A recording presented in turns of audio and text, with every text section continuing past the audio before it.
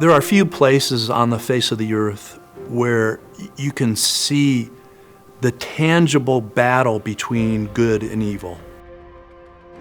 God has been preparing this country and its people to have a National Day of Prayer in Ukraine.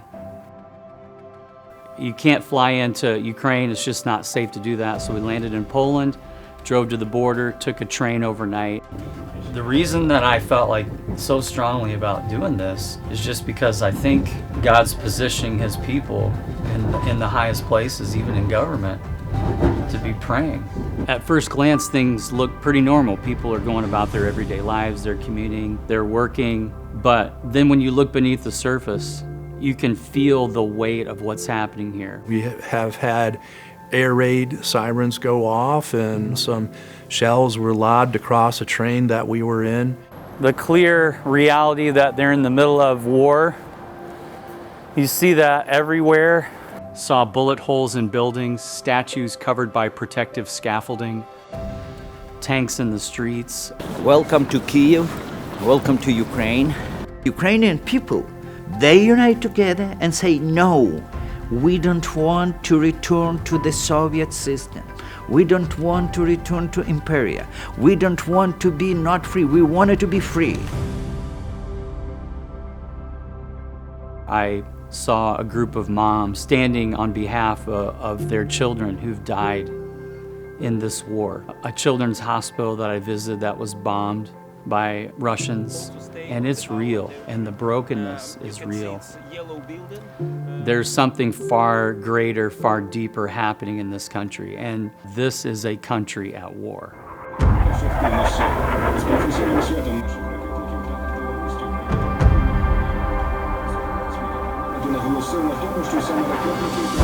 One of the greatest things about this trip was sitting down with these leaders of great influence. I mean, we're talking about people that lead and influence millions of people, some the entire nation. You are brave to travel to a country which experiences full-scale war. The official advisor to the president, the leader of the minority party, several parliamentary members, and sharing with them the vision of having a National Day of Prayer, but what it could do to benefit them. And so a group of us are here offering assistance and encouragement on how to mobilize prayer in a nation. How can you gather your folks together in this nation at this critical time and pray? And it is a very simple way to bring unity to this nation. How are you? How's it going, my friend? Good to see you. Good to see you. I want to be where the action is. Our main mission to come to Ukraine this time is to ask the country to consider a day of prayer. I'm here because I'm asking so many of the people here, the parliamentarians, the speaker, President Zelensky, please consider adopting a designated day of prayer for your country, because we've done it in the United States and it's been a blessing. Then talking with leaders of the faith community that represented every people group, every faith group, every denomination, Orthodox, Catholic, Protestant. And your presence in Ukraine, here in capital, in Kyiv, gives us more hope that we are not left behind, we are not alone.